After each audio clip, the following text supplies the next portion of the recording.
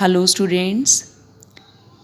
Yesterday we have started the second chapter of our English reader book and today we are going to continue with the same. We have read partial story. कल हमने half story read कर ली थी तो आज हम उसका बचा हुआ पेंडिंग पार्ट रीड करेंगे. So let's begin. I understand it, but how can I make Ganesha understand that? मैं ये सब समझता हूँ बट मैं गणेशा को ये सब कुछ कैसे समझाऊँ. आंसर्ड करमवीर. करमवीर कहता है Mahadeva never scolded him. Mahadev ने कभी भी इसे डांटा नहीं. स्कोल्ड मीन्स डांटना. He never used a stick to control him. Mahadeva ने कभी भी स्टिक का यूज़ नहीं किया उसे कंट्रोल करने के लिए. How can I use a stick to frighten him. Frighten means scare मतलब हॉरिफाई मीन्स डराना. तो जब महादेवा ने कभी उसे डराने के लिए स्टिक यूज़ नहीं की तो मैं स्टिक के थ्रू उसे कैसे डरा सकता हूँ. No sorry I can't force him to गो.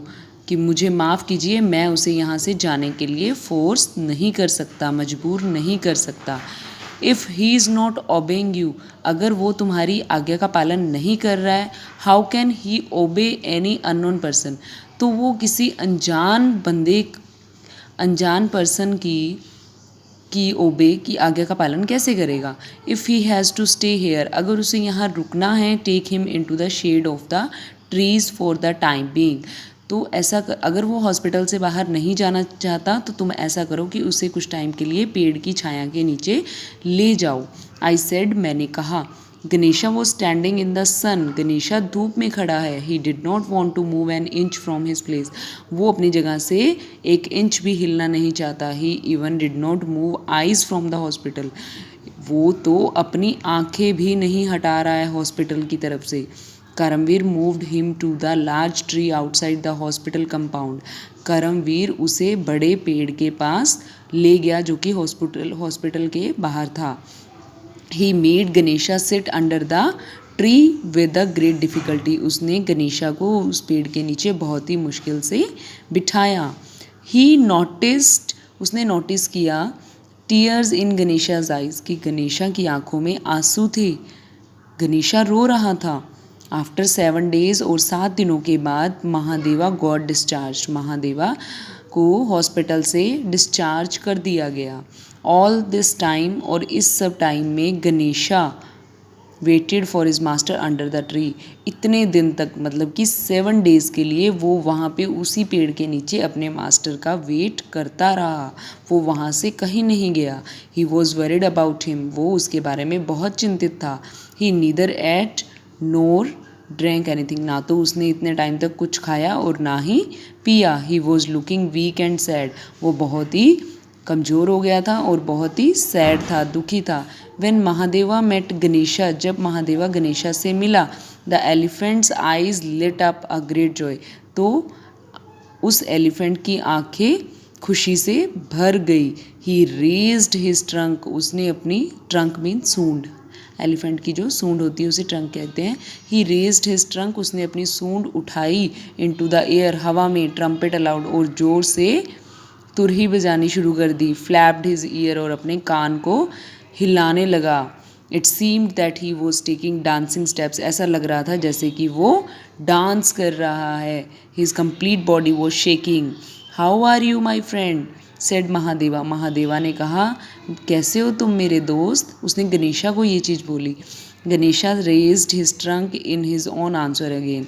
गणेशा ने अपना आंसर देने के लिए अपना सूंड को हिलाया. महादेवा पैटेड हिम. महादेवा ने उसको थपथपाया. Patted means थपथपाना.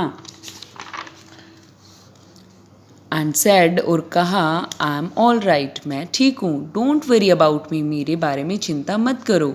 Take this bananas. You look so weak. ये बनानाज खाओ. तुम बहुत वीक लग रहे हो.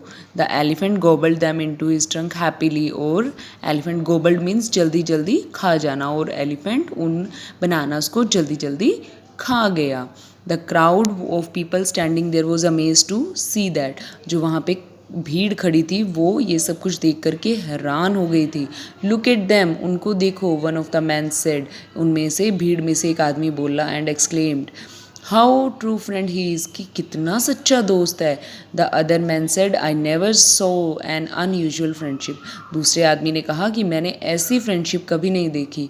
You are blessed to have this elephant as a true friend, तो उन्होंने महादेवा को कहा कि तुम ब्लेस्ड हो कि तुम्हारे पास एलिफेंट के रूप में एक सच्चा दोस्त है। Mahadeva smiled and looked at Ganesha, Mahadeva ने उन लोगों को स्माइल किया और गणेशा की तरफ देखने लगे।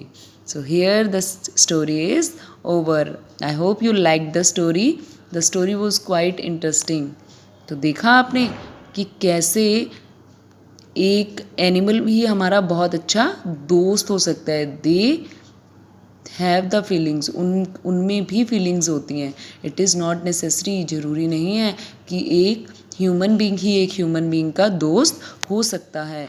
An animal can be also friend, एक एनिमल भी हमारा दोस्त हो सकता है। So love them. Now here I have book work for you. You have to solve this yourself, beta. Okay, try this. One is tick the correct option and other is who said to whom, कि ये जो statements हैं ये किसने किसको कही हैं. Right? You have to write this. Try to solve this from yourself. Okay, or tomorrow we will do this. Thank you.